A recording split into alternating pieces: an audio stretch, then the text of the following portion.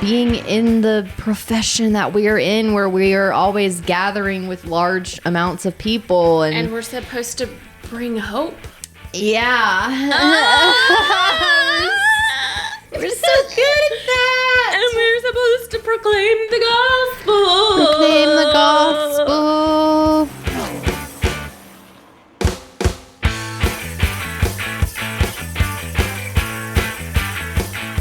I'm Jenna. I'm Ashley, and we're Reverends. Revs on the road. Hop in the car with us and come along for the ride. As we step out of the pulpit and see what God is up to in the world. We're not leaving the church. We're just finding it in all kinds of beautiful places. Well. It's our final episode. For the season. That went by kind of fast. Yeah, it's a pretty quick trip. Revs on the Road is sponsored by the Pastoral Residency Program at Wilshire Baptist Church in Dallas. The Big D. The residency is part of Wilshire's Pathways to Ministry initiative. It provides recent seminary or divinity school graduates with 2 years of practical ministry and learning inside the church. Residents, like us, are full-time ministers who preach, teach, and gain experience in all areas of church life. Learn more about the Wilshire Pastoral Residency, including how to apply, at wilshirebc.org. WILSHIREBC, wilshirebc.org. So tell us, what is getting you through life right now? Sour Patch Kids. And they're carrying a lot of weight. I'm with you on that. Yeah, good snacks. And I feel like nature, like I just look at trees sometimes because the world seems to be so crazy, but the trees are not crazy. And so if you find that one thing to stare at, like a tree with the leaves and the, that's, I support that. Comforting nature. Do you hug them? No. Have you tried? Yes. Oh, and see, I love hugging a tree. Yeah, I knew that about you already. I do some earthing though, so where you you take your shoes off and you stand in the grass and you kind of ground, because there's a lot of energy in the world, right? And as I'm seeing all the memes that are like my fall plans, and then it's the Delta variant, and it's kind of surreal to think that we're, here we are again. We're wearing masks. We're worrying about it. It's crazy to be back here, and it's stressful, and it's crazy that it'll be. It's just going on 2 years of this chronic, too long craziness. Yeah. So now I have to ask, what is your favorite meme? Because I know what mine is, with the one that's like my fall plans, and then it's being chased by something that's labeled the Delta variant. What is yours? You go first. Well, there's a story as to why this is my favorite, but my favorite one right now is the one where it's Thomas J. from My Girl. I can't believe you watched that willingly. And it says my fall plans, and then the Delta variant is a bumblebee. Ah! Oh my gosh. So that's one of my childhood movies. Yeah, for sure. Recently, I watched it, but stopped it before the sad part and rewrote the ending in my head. That's what I do now with sad movies. Yes. I stop them. That's a traumatically sad movie, for sure. Yes. We can't handle that. That is not what's helping us get through life, is My Girl, the ending of My Girl. It does if you stop it and rewrite it. Yeah. With the great ending. Right. Right. I love that. Well, one I really liked, I don't think you watched. Did you watch The Hills, Laguna Beach, all that? Obviously. Okay, obviously. Okay, that we've never talked about it. But the one I like, it's My Fall Plans, and it has Eiffel Tower, and then the thing that's like the Delta variant is her boyfriend that she stayed in California for the summer, the lead of The Hills, Lauren Conrad. And so it's, and the caption is like, and we'll never get to go to Paris or something, and it's just like, yeah. But, we laugh, but, it is wild. It's wild. And being in the profession that we are in, where we are always gathering with large amounts of people. And we're supposed to bring hope. Yeah. We're so good at that. And we're supposed to proclaim the gospel. Proclaim the gospel. It's so easy to do. So easy. I'm starting to think of just, I don't know. I feel like it's like apocalyptic energy. And so we just have to shift our life. Like we just have to start living in a different way almost, rather than missing what we had and wanting that back. Because the world just never will seem quite the same. It won't. And I think on some level, if we pay attention, apocalyptic energy can tell us something, and that's exactly what it's supposed to do, because apocalypse is meant to unveil something, and unveiling. Not that I believe at all, hear me say this clearly, that this is here to teach us something. I don't feel like we've been dealt this hand of a pandemic, to teach us something, or I don't believe in that theology, and I don't believe in everything happens for a reason kind of thing. That's not what I'm saying, but I'm saying when there is apocalyptic energy, there is an unveiling, a curtain being ripped, and so I think are called to pay attention to some things. And some things are really hard to pay attention to.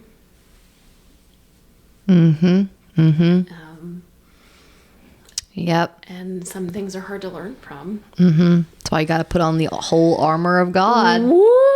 And some things will never go back to how they were. And some things might. Right.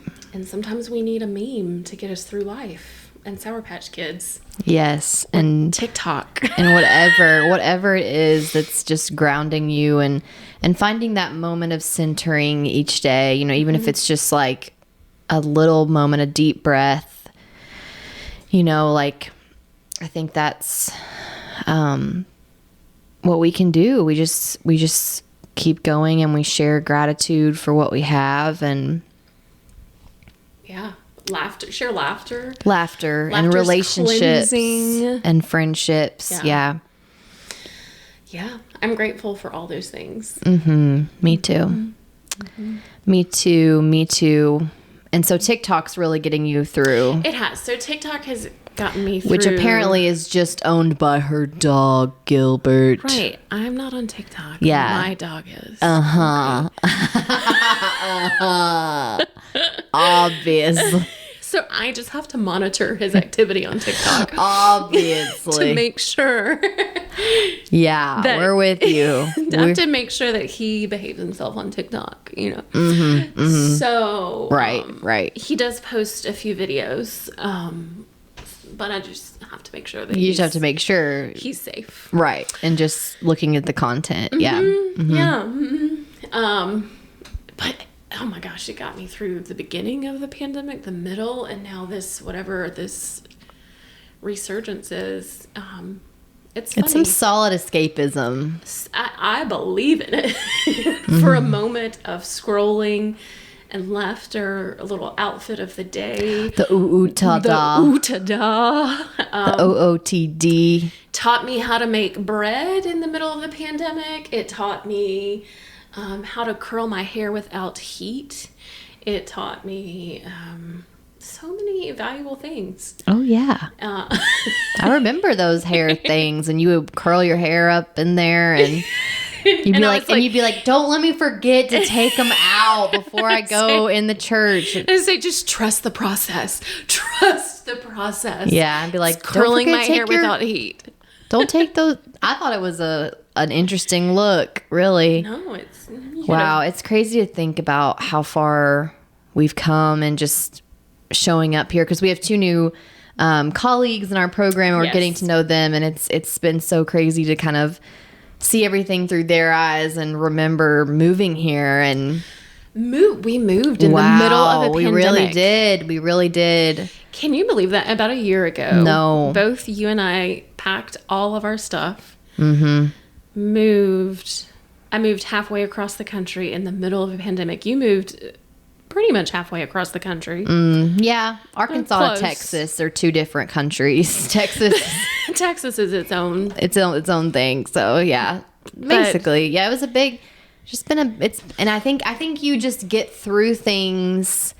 That's kind of how like strength works. Like, I feel like we just kind of survive big changes and seasons and isolation and quarantine. Like, we just got through that, right. And didn't even think like, oh my gosh, this is so huge. But I'm hopeful for the year, even with this surge. And I just think we'll get through it. Like, as cliche as that sounds, TikTok and laughter and Sour Patch Kids and moments of hope and deep breaths and nature and our pets and hugging trees and finding community and learning from apocalyptic moments, because that's what we're supposed to do and what they're here for. Yeah. The Revs on the Road podcast is powered along by Good Faith Media. Learn more at goodfaithmedia.org. Ride along with the Revs on Facebook, Twitter, and Instagram at Revs on the Road. And hey, give us a honk by liking the podcast on your favorite platform.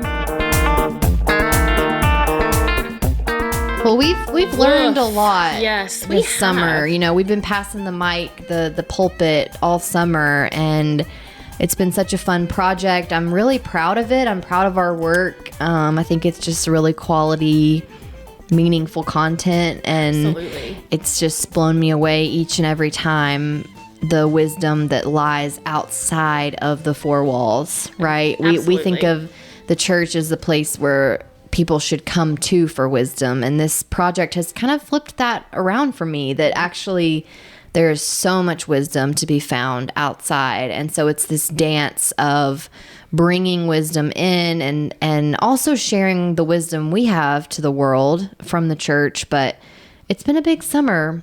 Yes, I have loved it. And one of my very favorite things is introducing people to one another. So I have really loved connecting the people that I know to the wider community and to one another. And so my favorite thing is connecting. So I've really loved that part of this journey. So the first episode,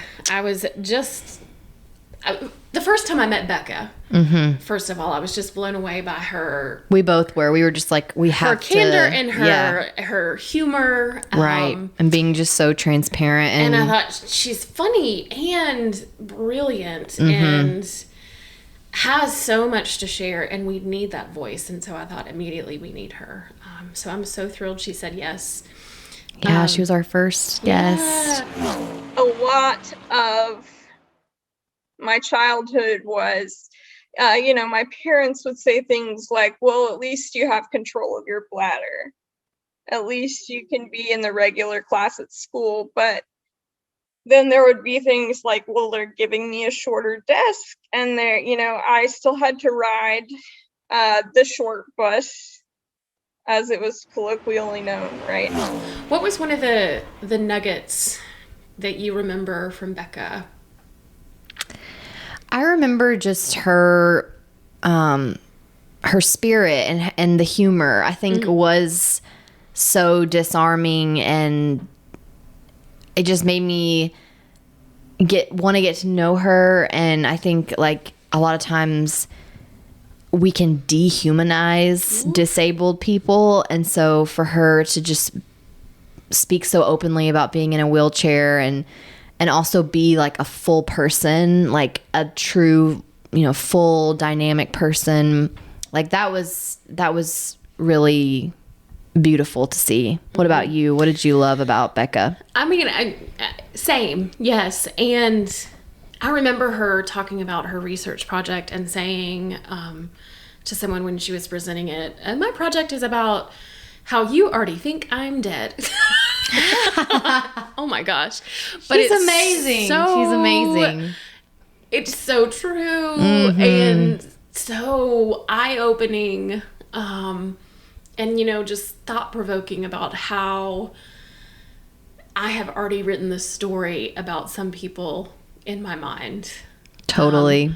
When I see them, you already think I'm dead. You already think I'm dead, yeah. Because of the grief process. And I've talked a little bit about understanding a grief process of what your body can and can't do. Right. And it is there. But it's funny. She's hilarious and so brilliant. So it made me think about the stories that we craft about people. Other people. Totally. Yeah. Then we had Gloria. From Macon, Georgia. Yes. Oof. That episode just rocked me. So even though Macon is predominantly African American, Macon, things have been run by people who were not necessarily a part of our community. I was having a conversation with somebody about that today, how, we joke about not having a place at the table, but in many instances, I don't even feel like we had an opportunity to enter the building. We both afterwards, we were like, that was church. Yes. Like we just went to church. And how is that possible? Because we're, on a podcast interview, but that's kind of the whole point of the podcast. Absolutely. Oh my gosh. Well, Gloria, she named the two Macons, the difference between this unspoken and sometimes very spoken segregation that is still very prevalent in Macon, Georgia. And Macon is not alone in that phenomenon in towns across the country. So she talked about that divide, the racial divide, and the divide to access to mental health care. Yeah. So that really struck me. And her actually naming that. But then she mentioned mistrust, and she talked briefly about the history of mistrust in the Black community toward the medical community and towards mental health care. And again, that spoke volumes, because I thought so much of what we do in the church is building community and building trust. And we've got a lot of work to do there. We're not the medical community, but this podcast has shown us that, right? Right. We certainly do have a lot of work to do with building trust back. Right. Wow. And she has lost trust in some ways in the faith institution. And we kind of saw that pop up a couple times in the series. And I think it's something we'll just continue to wrestle with, what that means for us and our callings, that, the people we connect most with are like, peace out, church, religion. But yeah, I love that Gloria right off the bat asked us how we were feeling, and she normalized processing emotions, and she shifted a lot of big paradigms that, to have an emotion is to be pathologically ill, and that there is mental illness is real, and it is a very real medical issue, but that also caring for each other and showing up in community is healing and should be normalized as communal care. And so she's just doing some amazing work of, changing that paradigm of how we approach mental health care, and loved that episode. Yes, I'm so grateful for Gloria and all of the work she's doing to make one Macon possible. I cannot wait to hear how that unfolds. So then we were back to Dallas with Paxton and going off script. Yeah. My dad always told me when I was growing up to always do the right thing, even when it sucks. Always do the right thing. And so I guess my advice to somebody who was in my situation is that if you truly believe that is the right thing to do, and that there is no better time and place to do it, then do it. Could you have done that at her age? That's what I wondered. No, there's no way. No.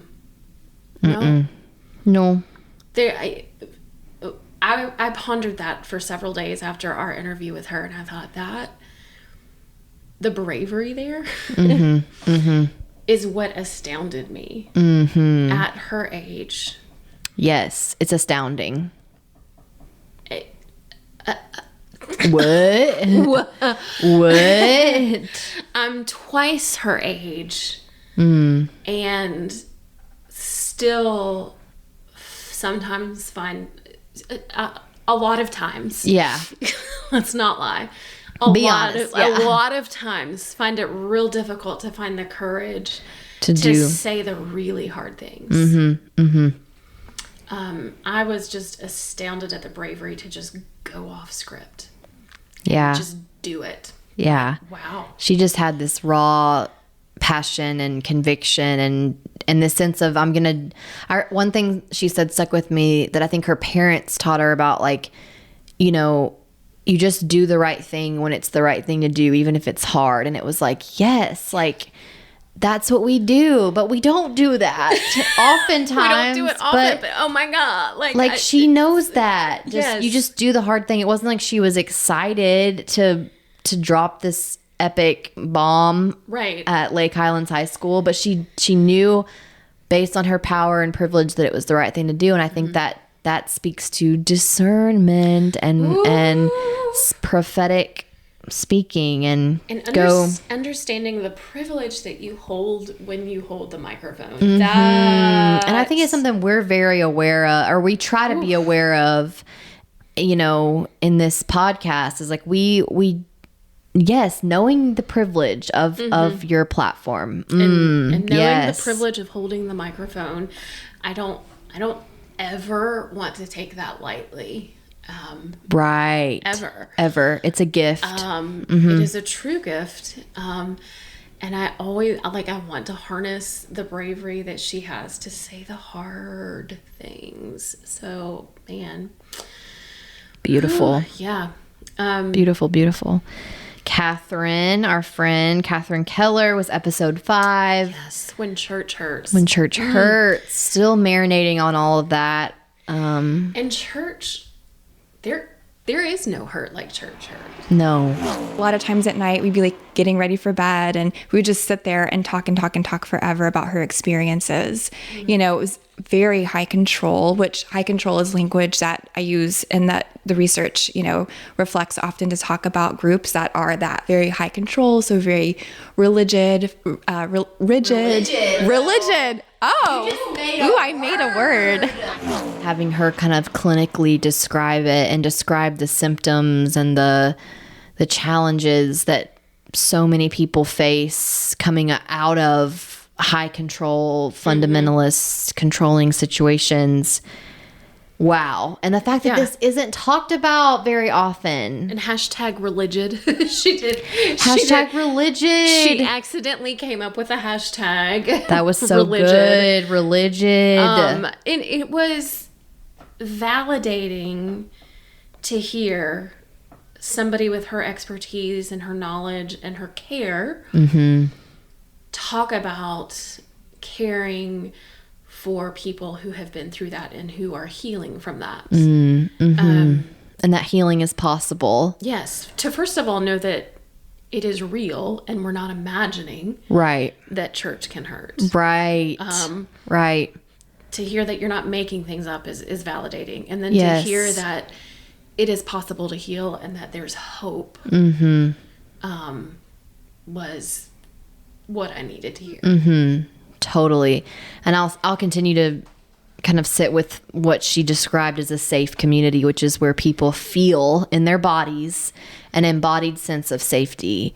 And, you know, as we go on to lead churches, we'll keep that in our minds that we're seeking to create communities where people really feel safe. Embodied. Ooh, that's Carried it in their body. Ooh, speaking of community, we come to our friend Kevin, who is really also in Dallas. We stayed in Dallas for a while, but we do have big dreams of getting on the road one day. We do. But there's some beautiful things happening outside the church here in Dallas. Absolutely. And our friend Kevin is doing one of those things. He's building a beautiful community in the neighborhood of Oak Cliff. We always have lunch together.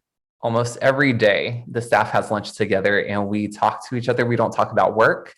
We talk about life and we cook for each other. What I loved is his description and the way he talked about eating meals together. And it seems like such a small thing, but it's not. It's really not. And he was talking about eating a meal with his staff. And to have a staff that works with any kind of population that is on the margins and is, it's just a hard job. Yeah. It's an exhausting job. And to be doing that in the midst of a pandemic, I can only imagine makes it that much harder. But the way that he spoke so beautifully of them and talked about building a community and having a community meal with that staff and how they were doing this work together just really gave me such hope for what's happening there in that neighborhood. Yeah, and the way he sees all people with dignity and respect and not judgment, and the way he's living that out and living out his calling to ministry in a nonprofit setting. Love that. He mentioned that, you know, he's like, I know I'm not a pastor. I was like, okay. Maybe not in your official title on your business card, but it's such a dance. It's a complicated word, but he is pastoring and shepherding that community. Yeah, he's no doubt. I would call him a community pastor. Yeah, I would. Absolutely. I would. And then we've rounded out this season with an interview from such a brilliant, dynamic woman. Shannon. Wow. Yeah, it's so crazy. Like, would have never thought, you know, we met in Memphis and we've reconnected more. And so that was such a fun and meaningful interview. And to hear her talk so much about Denver and what's possible and just having the audacity to dream and to believe that things can be better. Yes. Because we just get so stuck in, well, it's the way it's always been. It's going to be that way, or that's too, you know, logistically hard. And she's like, no, like actually we can do it. And that's what I love about her, is that kind of ferocious willingness to just be like, actually we can. And here's imagine. proof. In Denver, there are lots of people who are unhoused, and the cost of housing is a huge issue. And so we looked at the cost of the city going in, and basically they will come and forcibly remove, they will put up fences, the police officers will come and they will say, like, in, you know, the next 4 hours, you must move your belongings or you will be ticketed. That was my favorite part, was her talking about taking the time to prove the cost in the budgets when they were looking at how much it costs to do the sweeps of the homeless encampments. I love a budget. I really, really do. I love a plan. I love a list. And so, like, budgets speak to me as a human being and as a leader. And so when she said that, I was like, that makes so much sense. But when she talked about, like, adding up the cost that it took for the police to sweep that. And what if we did something else? What if we did something else? I was like, that's so brilliant to really make the imagination transfer into a budget. Yes. And like, what if we did that in our churches? Yes. Can we? So many do. We do. So many do. Yes. But, But like, what if we did brought it- that imagination instead of, well, we can't because we've never done it that way, or what if we did it What new if we ways? found ways to put imaginations and transfer them into a budget like that? Like, oh my gosh. And we're spending this much on this, but what if it looked like this? Yeah. Beautiful. Beautiful. I like to say that budgets have the potential to be hope line by line. And when she was talking about that, I was like, that's what I mean. Like, people hate to look at line items and go through that, but I'm like, no, what you're seeing here is like, what's possible. And like, that story that she told, I might be using that in a sermon at some point. Yeah. I'm gonna have to be calling Shannon. Yeah. Shannon. But so much is possible, and I love. And then she talked about. I love how she really talked about moving from allyship To abolition. Wow. And just freeing us from freedom and what that means, and drawing on that history of abolition and really meaningful stuff. Yeah. For sure. Wow. What a season. It's been a great time. We did it! You know what, Ashley? What? We're getting low on gas. And it's expensive. Yep, but we've got help. Let's fuel up with this word from our sponsors. Has someone told you today that you are loved just the way you are? If they haven't, let us be the first to say it. You are loved just the way you are. At Holmeswood Baptist in Kansas City, Missouri, we work to embrace the goodness of Christ that is all around us and is within everyone. From racial justice to economic stability, to equality around sexual orientation and gender identity, we partner alongside Christ toward a more just and equitable life for everyone. Learn more about us at holmeswood.org. I'm Reverend Starlette Thomas, a womanist in ministry and the host of the Raceless Gospel podcast from Good Faith Media.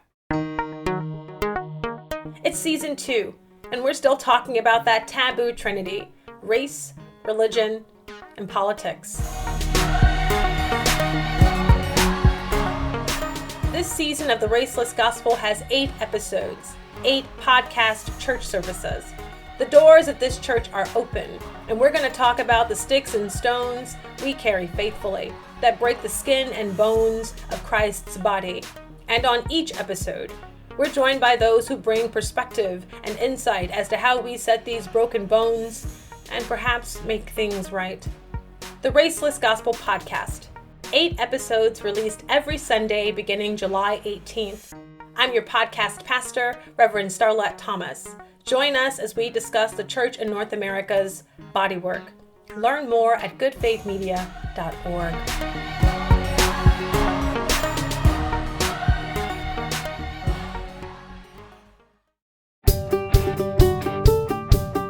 What do we have coming up these days? Coming up, so it's been a wild ride. So I am looking forward to some rest time. Yes. I have some preaching coming up. Yeah. You're going to be in the pulpit as well, right? Yes, we're preaching from the same scripture, everybody. Same text, same day. Yeah, so that'll be pretty cool. Yes. So it'll be. I'm excited to see the different directions we go with it, and how, and if there's any commonalities or. Oh, for sure there will be, but also like, it's also going to be so interesting to see our unique voices in that. Totally. Totally. And then I'm just looking forward to fall weather. Me too. It's gonna cool down in Texas. Sweater weather. Sweater weather. I'm gonna get some mums for my porch. I can't wait to get some new fall plants to kill. Yes. I got some. I've kept a succulent alive for a long time now. Is it still alive? Yes.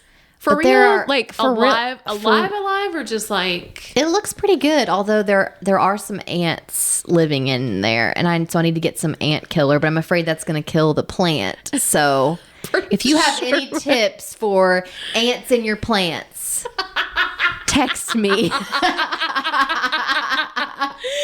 Oh, well, I have killed my begonias. Your begonias. They had a good run. They had a good run for about 6 weeks. They were real pretty. Right. Yeah, but I'm looking forward to a nice fall. I'm looking forward to hopefully getting this Delta variant under control. Yes, Lord. If we can get some people to get more vaccines in them. Get some herd immunity. We can do this. We can do this. We can do hard things. We can do this. We do not. Come on, let's learn something from this apocalyptic moment, y'all. Let's work together here. So Jesus don't have to for real come on down and come on, get your shot. We can do this. That's what I'm looking forward to. I'm looking forward to maybe another season where we find some really great stories out in the world and hear about what God is doing. Yes, it's been a life-giving thing. Yes. And I think what's been cool, not to pat ourselves on the back in this comment, but it's been interesting to witness with each interview. I think the meaning that it's meant, that what it's meant to the person being interviewed, to have two reverends listen. I think it's meant a lot to people. I think so. And to feel heard. And that's what we want. We want people doing God's work, even if it looks in, non-traditional ways. We want them to feel heard and seen and celebrated. And I think we've done that. I think so. And so I'm excited for more. So follow us on social media and stay in touch. We're going to stay in touch. Stay in touch with y'all. And if you have some cool stories to share with us, we want to hear from you. Or some topics you want to know more about or talk about. Anything that resonated from this season that you're like, we need to talk more about that. Slide into our DMs. Slide into those DMs. You know what to do. We want to hear from you for and sure. And maybe we'll get on TikTok or something. Maybe. Revs on the road TikTok. On the road TikTok. Could happen. It could happen. So, do we want to send them out with a traveling mercy? I think we do. An impromptu traveling mercy. All right. You do line 1. I do line 1. Or do you... Oh, gosh. Let's do rock, paper, scissors. Rock, paper, scissors. Okay, here we go. Rock, paper, scissors, shoot. Dang it. Rock, paper, scissors, shoot. Wait, does that mean you go first or second? Okay, that means you go first. Okay. I got scissors, she got paper. Okay, y'all, hit the road, roll your windows down on your ride, play some good music, find a friend to come on the journey with you, because you don't have to do this journey of faith and life and COVID and stress alone. You need a companion. So get in the car with someone you love.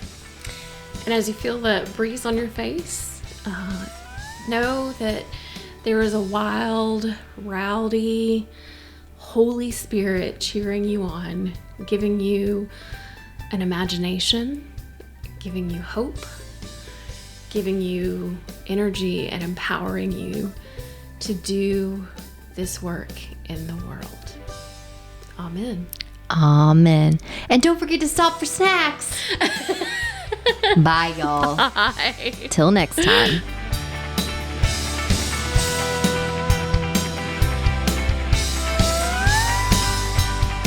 That's it for this week's episode of Revs on the Road, produced by Good Faith Media. Stop by at goodfaithmedia.org. Revs on the Road is sponsored by the Pastoral Residency Program at Wilshire Baptist Church in Dallas. Don't forget to check out Wilshire's nationally recognized model for excellence in clergy training. Learn more at wilshirebc.org.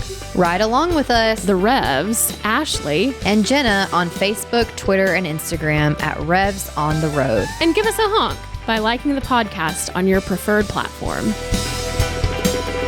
Join us as we step out of the pulpit, hit the road, and see what God is up to in the world. We're not leaving the church. We're just finding it in all kinds of beautiful places.